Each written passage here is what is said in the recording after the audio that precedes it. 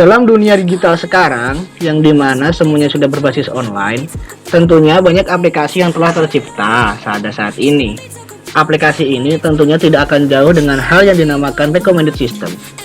Semua aplikasi seperti e-commerce atau sosial media yang kita punya, tentunya memiliki tipe-tipe recommended system yang berbeda, dan recommended system sendiri memiliki banyak istilah seperti serendipity, sparsity problem, cold start problem, over specialization, diversity of recommendation, dan context aware recommender system.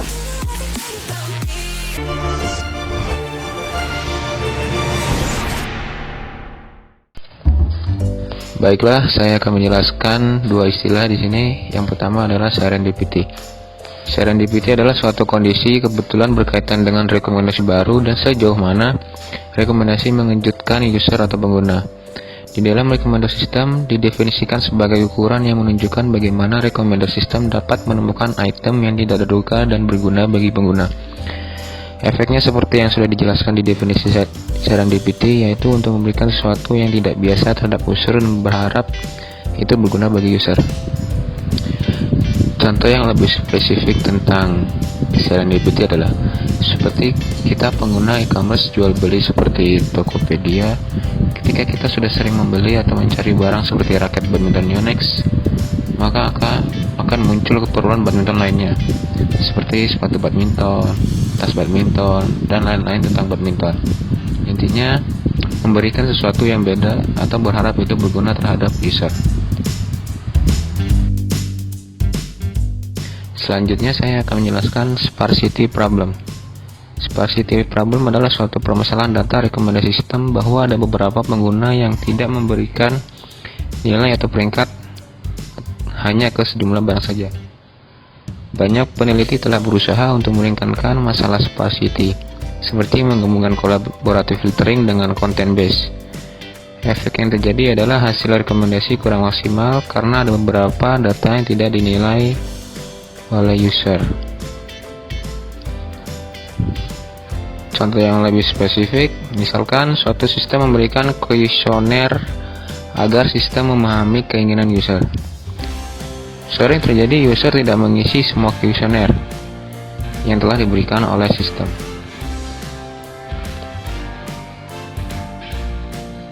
Baiklah, saya akan melanjutkan istilah selanjutnya, yaitu cold start problem.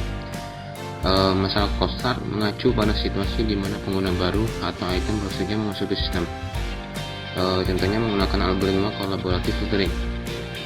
Collaborative filtering tidak dapat menghasilkan rekomendasi yang berguna untuk pengguna baru karena kurangnya peringkat sebelumnya. Masalah tersebut dapat lebih diminimalkan pada content based filtering, karena di konten kita tidak membutuhkan banyak riwayat user. User yang telah melakukan aktivitas sudah bisa mendapat rekomendasi yang cukup baik. Contohnya seperti aplikasi e-commerce seperti Tokopedia. Ada item baru, yaitu sepatu Nike.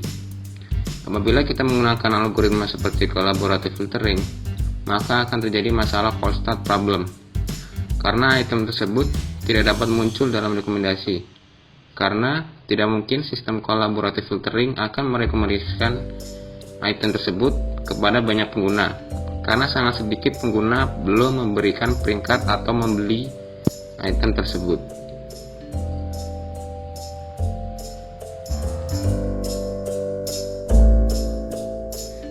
Baiklah, selanjutnya diversity. Diversity pada umumnya berlaku untuk satu set item dan terkait dengan bagaimana berbedanya item tersebut terhadap satu sama lain. Diversity dapat dimodelkan berdasarkan ketidaksamaan item yang direkomendasikan, yang telah diresmikan dalam hal model interaksi barang dan pengguna, dan fungsi jarak. Diversity dapat diukur secara umum, yaitu terlepas dari pengguna yang mereka kirimi, atau mereka benar-benar dapat mempertimbangkan pengguna target. Seperti contoh dalam penggunaannya, ketika kita ingin mencari di kolom pencarian Google, kita ingin mencari artificial intelligence, maka akan muncul hal yang beragam dari artificial intelligence. Contoh seperti artificial intelligence course, artificial intelligence meaning, artificial intelligence examples, dan sebagainya.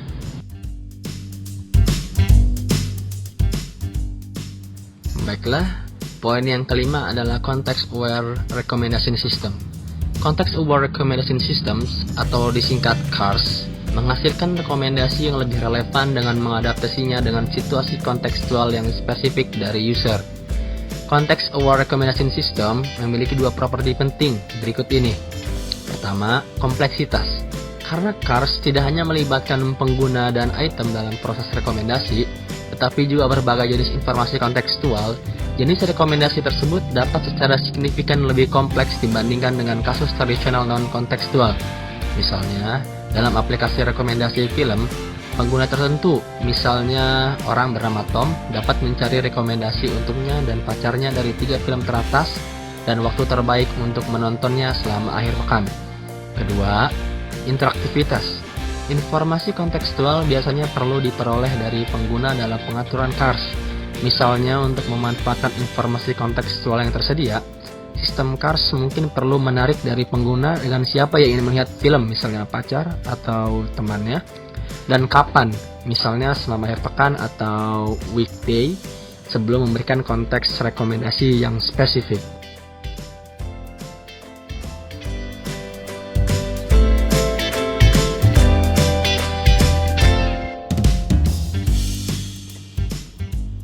Oke, berikutnya adalah over specialization. Over specialization sendiri adalah salah satu masalah paling umum yang dihadapi oleh sistem rekomendasi content based filtering. Sistem memberi rekomendasi yang baik harus menyarankan item yang beragam yang tidak dimiliki sistem berbasis konten atau content based filtering.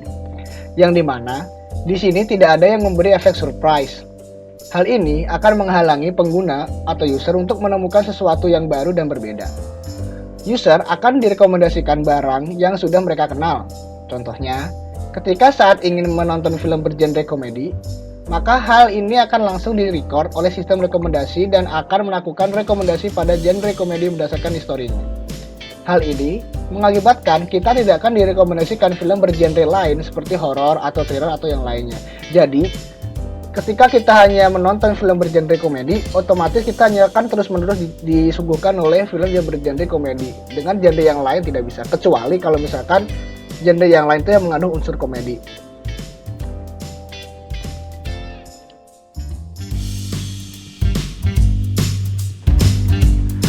Oke guys, mungkin segitu saja teori-teori tentang recommended system. Jangan lupa komen di bawah jika ada yang ditanyakan. Jangan lupa like, share, and subscribe. And thanks for watching.